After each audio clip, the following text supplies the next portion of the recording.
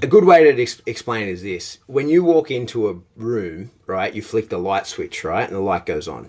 No problem. Well, one day, imagine you walk into that room, you flick the switch and it doesn't turn on. The light doesn't turn on. What does everybody do? Everybody flicks the switch a bunch more times, right? That right there is called an extinction burst. That's you saying like, hey, this has worked in the past. It didn't work this time. I'll try harder, right? Now imagine you flick that switch like 6 times and then the light turns on. Well, what happens then is you go, that's interesting. And then tomorrow when you walk into the room, you'll likely flick the switch a bunch of times and it goes on.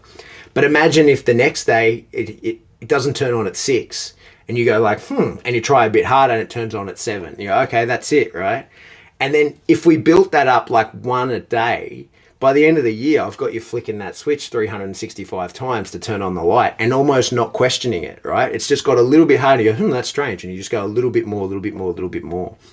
And so long as you're always asking for just a little bit more at a time, you'll just keep adding it. And that's what we want to do when we're asking for behaviors from the dog, right? So the first time you go to a variable schedule of reinforcement, you just ask for one behavior and don't pay that one, and then one more, and then pay that, right? People too quickly want to say, all right, I'm going to a variable schedule of reinforcement, and they go, all right, I'm going to string 20 behaviors together and then pay at the end.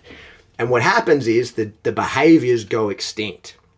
Because here's the thing, right? Imagine that you walk into that room and flick the light switch and it doesn't turn on, right? You then flick it 6 more times and it still doesn't turn on. And you go, oh, well, the light doesn't work. And that's it, you stop. Whereas it might have been going to turn on that 7th one, but it was too far for you. You just thought, nah, it's not worth the effort. And then tomorrow when you walk into the room, you see the light switch and you go, oh yeah, that's right, the light doesn't work, right? I was wrong, that doesn't turn it on. That's what people do to their dogs too much when they try too quickly to get to the variable schedule of reinforcement, or they ask for too many behaviors together. Then the dog goes, oh, I must be wrong. This doesn't lead to reinforcement. So the dog was willing to give them 3 behaviors. He was going to give them sit, down, stand, right? And so they say sit, dog does it happily.